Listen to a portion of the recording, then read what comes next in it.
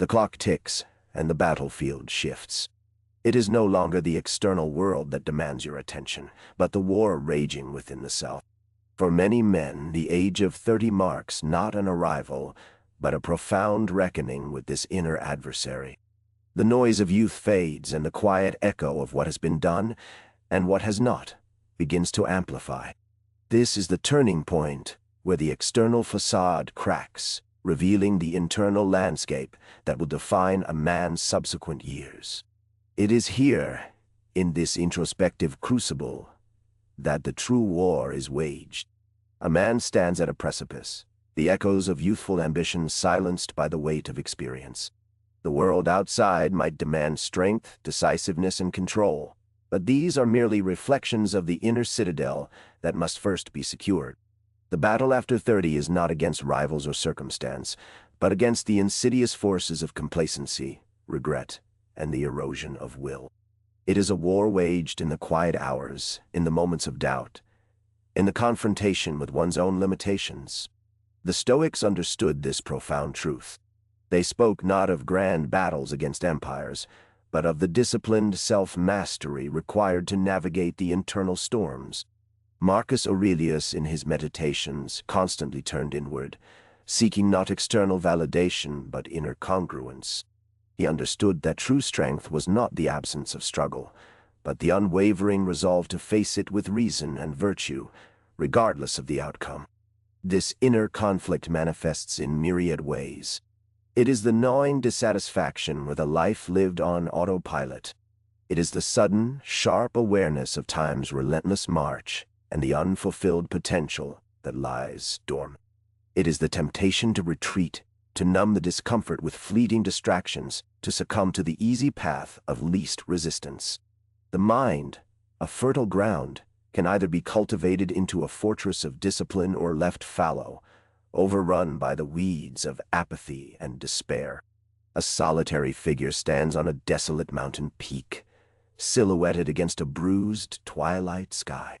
The wind whips around him, a physical manifestation of the internal forces at play.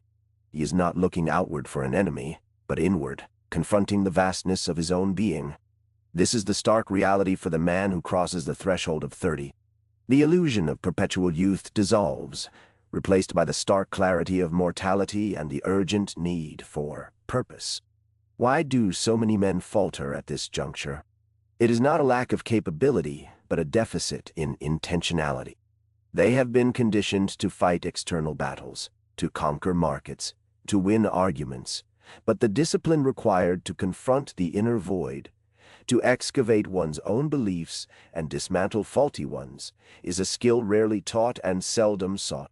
It requires a courage that transcends bravado, a quiet resolve that operates beneath the roar of the world. The war is fought in small, deliberate choices.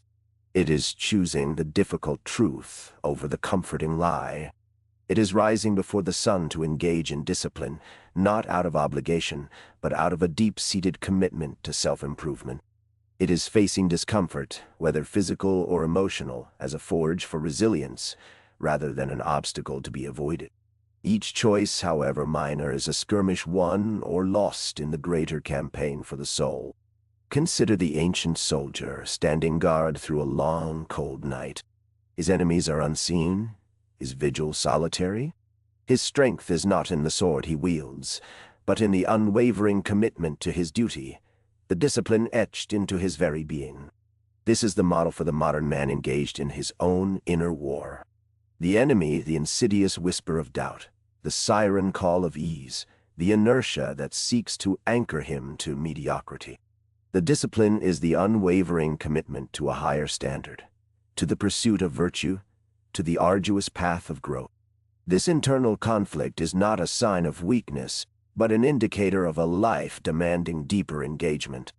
It is the universe's call to arms, challenging a man to step fully into his potential. To ignore it is to surrender to the slow decay of the spirit, to become a ghost in one's own life. To embrace it, however, is to embark on the most challenging and ultimately most rewarding journey a man can undertake. A single, unblinking eye stares out from the darkness, reflecting the faint glow of embers. It is an eye that has seen much, felt much, and now, in its stillness, understands the depth of the internal struggle. This is the gaze of a man who has begun to confront his own shadow, to acknowledge the dormant power within, and to accept the responsibility that comes with it. This war demands introspection, a willingness to excavate one's own motives and confront uncomfortable truths. It requires a commitment to stoic principles, clarity of thought, emotional resilience, and the unwavering pursuit of virtue. It is a battle against the illusions we construct, the justifications we cling to, and the comfort zones that stunt our growth. The temptation is always to look outward for solutions, to blame external factors for internal unrest. But the Stoic path demands that a man accept full responsibility for his inner state. This acceptance is not a burden, but the first step towards liberation. It is the realization that while he cannot control the external world, he can and must control his reaction to it, his internal landscape. As the years accumulate, so too does the weight of unaddressed internal conflict. The silent battles fought and lost in the privacy of one's own mind begin to manifest in the physical world. In a posture of defeat, in a voice devoid of conviction, in a life that feels perpetually out of reach. This is the cost of neglecting the inner war. Imagine a king on his throne, not adorned in gold, but clad in simple, worn leather. His kingdom is vast, yet his true dominion lies within the quiet chambers of his own mind. He has learned that true power is not in commanding others, but in commanding the self, in ruling the impulses and emotions that threaten to usurp his inner sovereignty. This is the ultimate prize of the post-30 battle. This is the arduous path. It is not a sprint, but a marathon of self-mastery. It requires patience, perseverance, and an unyielding faith in the process, even when the results are not immediately apparent. It is the slow, deliberate work of building a character strong enough to withstand any storm, internal or external. The confrontation with mortality, the awareness of time's finite nature, acts as a powerful catalyst. It strips away the trivial, forcing a man to confront what truly matters. The inner war becomes less about winning a battle and more about living a life of integrity and purpose, a life that resonates with his deepest values. The embers, once a mere glow, now begin to consume the darkness, casting long, dancing shadows. This is the fire of self-awareness, kindled by the relentless pursuit of truth. It burns away the dross, leaving behind the refined metal of a man who has faced his inner demons and emerged, not unscathed, but undeniably stronger. The internal conflict, once a source of dread, becomes the very crucible of his strength. This is the essence of the inner war. It is the necessary trial by fire that separates the man who merely exists from the man who truly lives. It is the struggle for authentic selfhood, for purpose, for the quiet dignity of a life well lived. The cost is high, demanding everything a man has, but the reward is immeasurable. A soul forged in the fires of his own making. The true victory is not in defeating an enemy, but in becoming the man you were always meant to be. For too long, the battle has raged unseen. The quiet wars waged within the minds of men after 30 have shaped destinies, dictated legacies, and defined eras, often in silence. Now, the understanding dawns.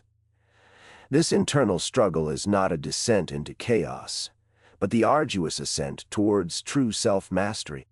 It is in facing these hidden adversaries that a man claims his own power, forging an unshakable foundation for the life that lies ahead. The fight continues, but now, illuminated by purpose, the path forward is clear.